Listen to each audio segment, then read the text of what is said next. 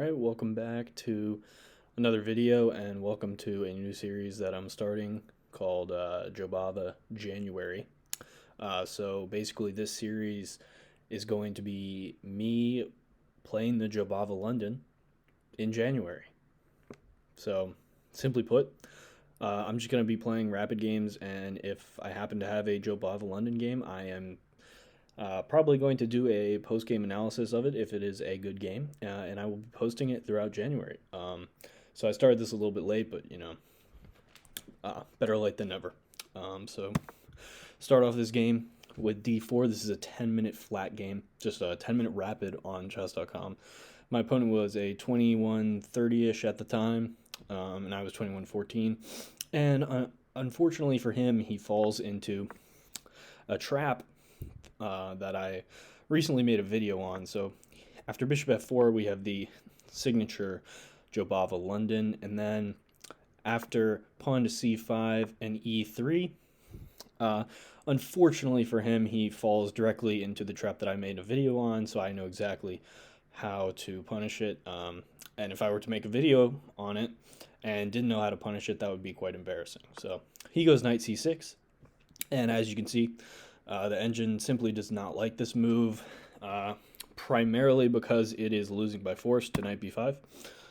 So this is very bad for him because knight c7 check with the deadly fork is a serious problem, and he does not have a great solution to it. So the only way to try and stop it is to play e5, and then after bishop takes e5, knight takes e5, d takes e5, you can go ahead and ignore those labels on those moves because they were not inaccuracies, or bishop takes e5 is not an inaccuracy. I think it's just the computer reading at a low depth.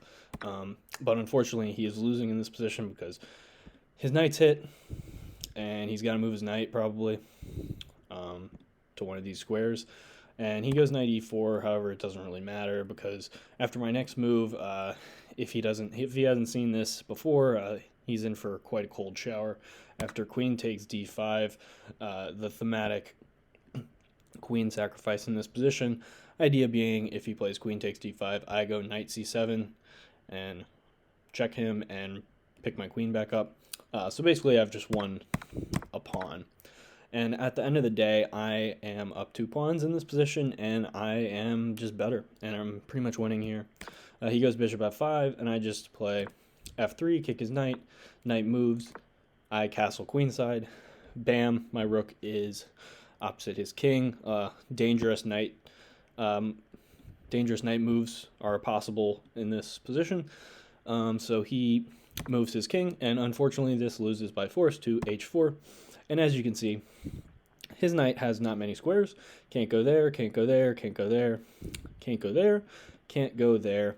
And so that leaves this as the only square. And so he moves there, and then he has a new problem after e4 attacking the bishop.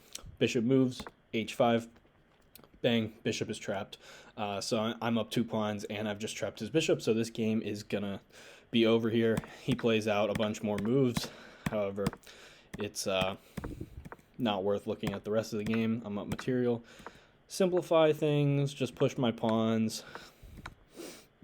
give a check, put my bishop on the long diagonal here, and I just take on b7, push that pawn. He has to give up his bishop, take the bishop, and this is completely losing here, so I just take this pawn, and obviously it's resignable at this point. He's down 2 full pieces and a pawn, or 2 pawns, so that's going to be the ball game here. So he resigns here, but I thought the interesting part of this game was simply that he fell for a trap that I made a video on recently, and I'll drop the link in the description with the video that I'm talking about, the Jobava London trap video. But as you can see, even 2100 plus rated players can fall for this, and this is a very applicable trap, and I made a video on it because I think it's a very reasonable trap, and you definitely have opportunities to see it in a game.